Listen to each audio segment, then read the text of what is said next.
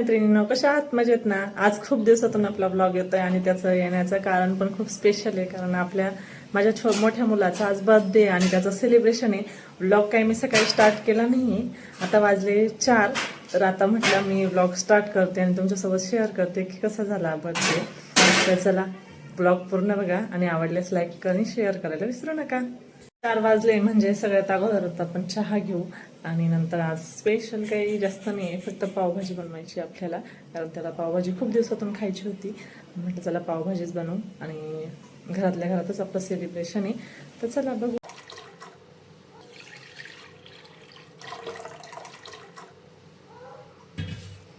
दूध आपल्या घरचंच आहे, त्याच्यामुळे दुधाला काही कोणत्याच प्रकारची कंजूसी नसते. आपल्याकडे चहा एकदम स्पेशल असतो. तर या तुम्ही पण चहा घ्यायला.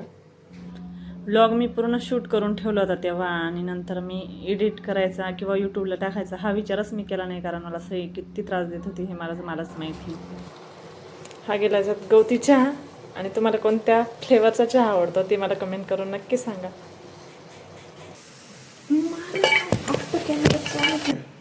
साईड बाय साईड आता तर चहा होतोय मस्तपैकी गरम गरम. तुम्ही पण या चहा घ्यायला आणि याच्यानंतर मी पावभाजीची तयारी करून घेते. कारण लवकर करून लवकर म्हणजे बर्थडे वेळ सुरू झालेला.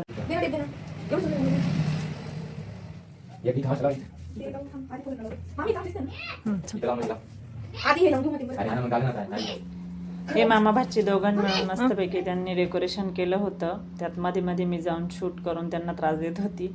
आणि बघा माझी पावभाजी पण तयार आहे. इथं 7-8 जणांसाठी बनवली होती आणि खूप टेस्टी झाली होती. हे बघा मस्तपैकी. आपल्याकडे सगळ्या भाज्या भेटतात, महाराष्ट्रात इकडं खूप प्रॉब्लेम आहे. आणि मस्तपैकी आम्ही इथं रेडी झालो होतो. त्याला बड्डेला 3 ड्रेस आले, पण त्याला हाच ड्रेस घालायचा होता जो त्याने सईच्या बड्डेत घातला होता. मग म्हटलं चल ठीक आहे, त्याला आत्तूने पण ड्रेस आणला, बाबांनी पण ड्रेस घेतला, आम्ही पण घेतलेला होता. पण त्याला ते कोणताच ड्रेस घालायचा नव्हता, हाच ड्रेस घालायचा होता. त्याचे इतका हट्ट धरला. मग म्हटलं चल तोच घाल बाबा. मग त्याने घातला. मग आतून ते आलेले होते. मग मस्तपैकी सेलिब्रेशन केलं, छान वाटलं फॅमिलीसोबत. म्हणजे खरंच छान वाटतं. इकडं स्क्वॉटर्सला मी आता त्याचा मोठा बड्डे करत नाही, 2-3मध्येच आम्ही करून घेतो. कारण आता नाही होत तितकं नाही का ॲडजस्ट करणं. तो पण आता खूप समजदार झाला आहे. तो म्हटला होता मम्मी माझा पण सहीसारखा मोठा बड्डे करू, पण मी त्याला समजून सांगितलं की दादा तू मोठा झाला आहे, तुझा पण फर्स्ट बड्डे आपण मोठा केला होता. तर तो लगेच समजून जातो आणि खूप समजदार आहे. खरंच खूप समजदार आहे माझा मोठा मुलगा. तर इथं आतून त्यांनी त्याला मस्त केक खाऊ घातला. त्याच्यातच तो खूप खुश झाला. म्हणजे त्याने काही असं वाटलं नाही की त्याला माझा बड्डे घरातच केला की काय केला. त्यातच तो खूप हॅपी होता. आणि हेच पाहिजे, हेच संस्कार आपल्या मुलांवर पाहिजे की आई वडील आपल्यासाठी जे करतात तेच खूप आहे.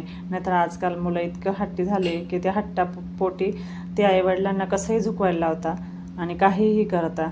आत्ताच आपण एक घटना पण बघितली. त्यामुळं मुलांना शक्यतो असेच संस्कार द्या की आपण प्रत्येक गोष्ट हट्ट पुरवण्यात काही मजा नाही. थोडंसं मुलांनी ॲडजस्ट करायला पण शिकायला पाहिजे आणि थोडंसं आपण त्यांनी परिस्थिती पण समजून घेतली पाहिजे. तर मी तर ह्याच मताची, तुम्ही कोणत्या मताची तेही सांगा.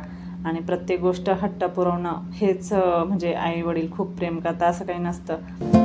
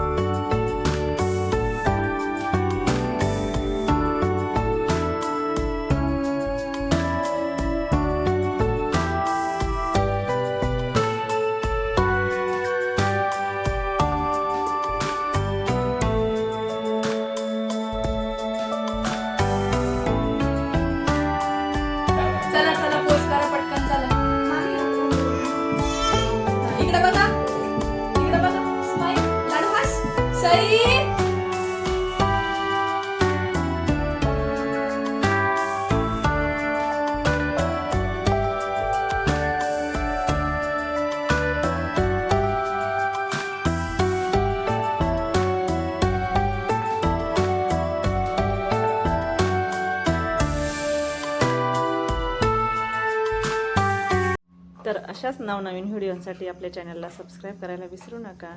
बाय. परत भेटू पुढच्या व्लॉगला.